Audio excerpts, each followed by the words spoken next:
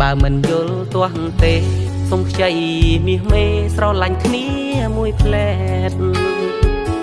គ្រាន់តែជាហេតុអ្នកផ្សេងមើលមកដូចយើងសង្សារ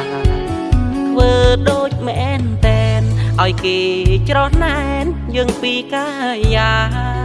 ទៅបោះតង់ជាមួយជីវ៉ាក្តីសុខយ៉ាងណាស្នេហាកំផ្លា